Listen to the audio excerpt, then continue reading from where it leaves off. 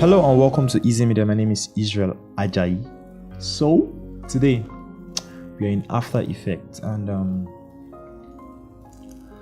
like I said in our previous tutorial, After Effects is used for a whole lot of things, but we'll be using After Effects in a very strategic way that would help us, learn how to use After Effects interface as a whole. Then, like I used to say, upon that to build our knowledge, build everything we need to learn in After Effects. I use After Effects for motion graphics. I use it for color grading. I use it for VFX and the like. So many things. And unfortunately, I'll show you some couple of works I've done for people, for companies and organizations. But the only reason why I can't show you that is because my system crashed before I started this training, and I lost a whole lot of data, my works precisely, and it's painful, but the little I have, I'm just using it as a show reel. But irregardless what has happened, what is done is done already. So what we need to do is just move on. So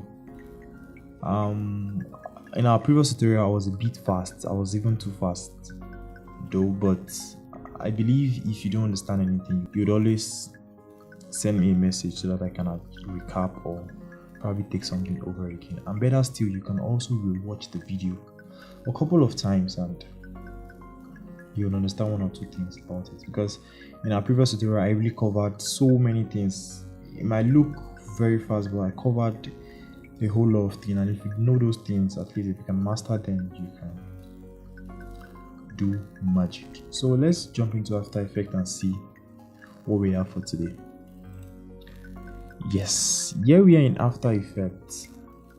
What a lovely interface. I love After Effects. I don't know, I just love it. I just love After Effects. That's where the magic happens. So very lovely, doubly. My interface looks pretty cool. So I'm working on standard, and I'll be working on a mini project right now that won't take long. So I'll see how that would go, because I don't want to exit 10 minutes. I keep saying it on every of my tutorials. Truly, I don't want to go beyond 10 minutes, but sometimes you can't just help it. But this time I'm going to try my best and keep everything simple. So let's get started. Here we are in After Effects. We spoke about our tools and everything. We'll be coming to our effect and preset, but without any further ado, Control N, or you can call me and just Control N. So today I'll be covering a workflow in After Effects and how you can achieve things in After Effects and arrange your interface. Pretty cool. So today I'll be using a very new window I've not spoken about. So it's called Align. Now I'll be showing you how to use Align, and we'll go a little bit in depth. But before then, I need to import a very vital footage you'll be using for this particular tutorial. It still boils down to general overview, generally how to use After Effects so that your workflow can be faster. And aside from that, knowing After Effects and what magic it can do. But you can't just dabble into knowing everything without learning the basics. So I'm still working on the basis of After Effects. Just the basis. I'm still merry-go-rounding around the basis of After Effects. So just enjoy the tutorial anyway, because I'll be talking alongside while I am doing my magic here. Like I said, right click, come here, create a new solid. The solid is the same as your comp. Give it a very beautiful color. Just look for something that would wow your client if you're already working with a client. If you're not, just learn something that would help you. So we've created a new solid, and what are we doing today? We're doing a very short animation. Now come here, create a shape which is a rectangle, and it depends on the kind of shape you want to create though, but I just want a rectangle for this particular one. So I want my color, I just want a very okay color. Then I hold down my shift and I drag, click and drag as much as you can. Then you will come and click on your palm behind to look at what's going to happen to this anchor point over here. When you click on it, you see it automatically comes to the middle. Now this is where my align tool now comes to play. If you come to your title action save, you can see these guides that guide you on where and where not to put your titles. Now watch what my align tool is going to be, or my align is going to be doing. If I click on align, it centers it. Provided I click at the center, it tries to center it at the center of the window, and if I click over here, it takes it out to the left, takes it down. But what I want to just do is just around the compositing window, I want to center it around that. And we also have other options here too, but that's how we're working with for today. And I come here and I check my title save guide. So that's the first thing we'll be doing today, and I want to take the opportunity to dabble into the shape layer, and we can call this yellow. Learn to organize your things. Learn to organize your things in After Effects, because sometimes your window can just get so busy and you won't really have time to organize them, and most of the time you might be too busy. You might be finding something rather, and you may not be able to find it. So what has happened again? My palm behind tool has already moved again, so I just come click on my stuff and I can click and drag it around just to roughly center it somewhere. I don't know why I moved it over. That's another way you can do. Just click and come here and drag and center it the way you like. So I need to come and do something here, and what I want to do is I want to change the randomness of my rectangle, and you can give it a very beautiful roundness rather. I want to change the roundness of mine. I can change this. So after doing that, that is that for that. So we are done for this for now.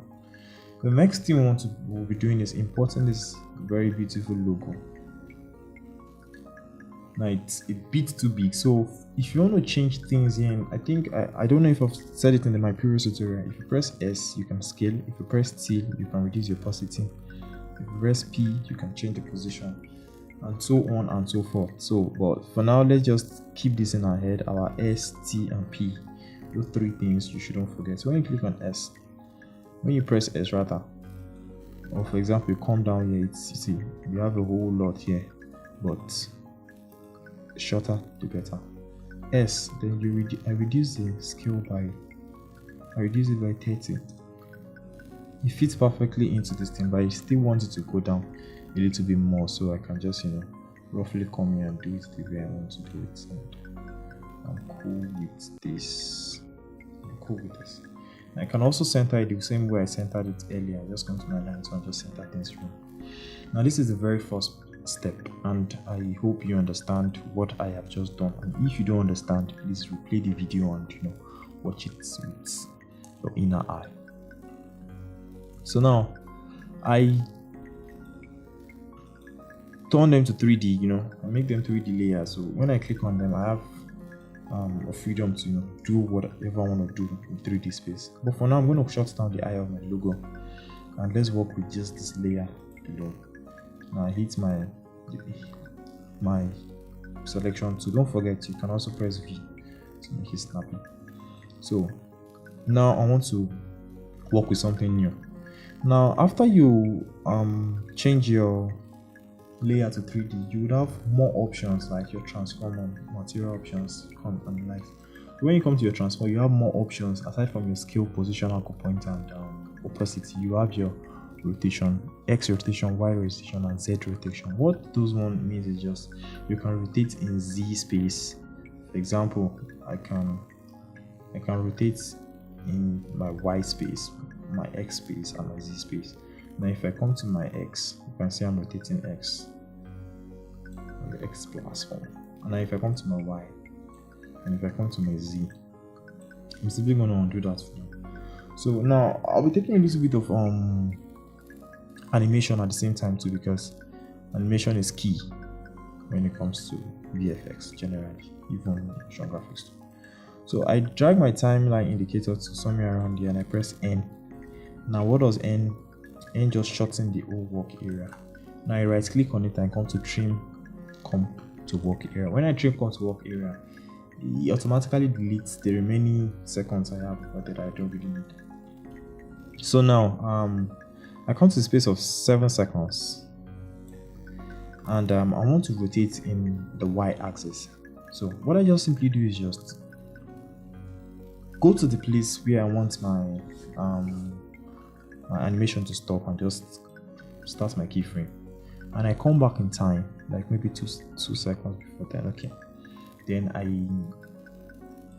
animate, do my animation, then I press enter. Now if I play back this video, you will see what's going to happen.